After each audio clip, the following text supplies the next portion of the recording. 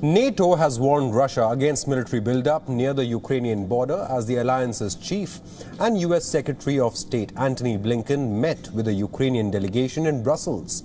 NATO Chief Jens Stoltenberg asked Russia to halt amassing of troops near the Ukrainian border. The remarks come as NATO held emergency meeting of allied foreign and defense ministers.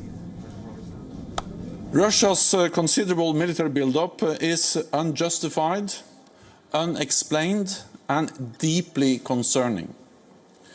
Russia must end this military buildup in and around Ukraine, stop its provocations and de-escalate immediately. US Secretary of State Antony Blinken said that Washington firmly supports the sovereignty and territorial integrity of Ukraine. This comes amid concerns of a fresh flare-up between Ukraine and Russia. Kremlin has warned US against sending warships close to Crimea.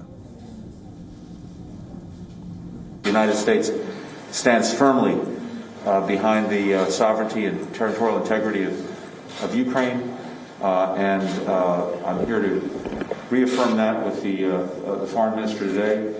And that's particularly important at a time when we're seeing, unfortunately, Russia take very provocative actions when it comes to Ukraine. We're now seeing the largest concentration of Russian forces on Ukraine's borders since 2014. And that is of deep concern not only to Ukraine, but to the United States and indeed to many of our allies and partners. Ukrainian foreign minister who held talks with Blinken said that Russia needed to be made aware the price for the aggression against Ukraine will be too heavy for it to bear. Earlier, Ukraine said that Moscow refused to hold talks with Kiev. By gathering today, we try to avoid the mistake that was made in 2014 when Russia was ready to act swiftly and pursue its military goals in Crimea and Donbass, while our Western partners were considering their reactions to what was happening on the ground. Russia will not be able to catch anyone by surprise anymore. Ukraine has released a fresh video of military drills at the eastern border with Russia. It has hinted at possible Russian plans to store nuclear weapons in Crimea. This would signal a massive escalation in tensions, including raising the stakes to that of a possible nuclear attack. WION correspondent Stuart Smith sends us this report from Brussels.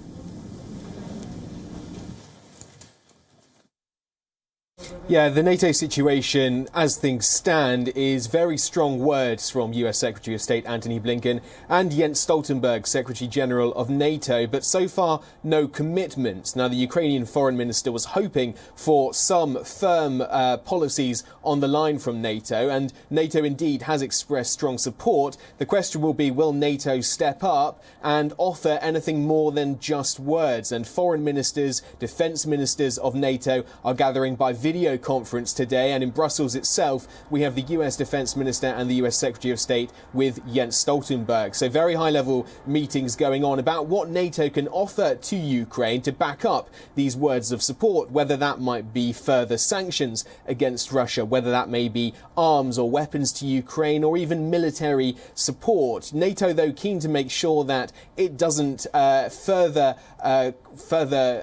encourage Russian aggression. Russia says it is not being aggressive. It's simply moving its troops around the country as part of a military exercise and has every right to move troops within its own country. The disagreement comes in that Russia sees Crimea as Russian territory. So by moving these troops to the Crimea Peninsula, Ukraine is very alarmed, and so are the NATO states. And so alarmed that President Joe Biden spoke with Russian President Vladimir Putin last night, US time, and speaking to him about what's going on and trying to encourage him, according to White House press secretary, that to stand down and lessen the aggression, take the heat out of the issue. President Vladimir Putin's side said they discussed what to do about the situation in the format of the Minsk agreement, which is the agreement which Russia came to with Ukraine about how to resolve the situation in Ukraine. But also coming from that conversation with Joe Biden,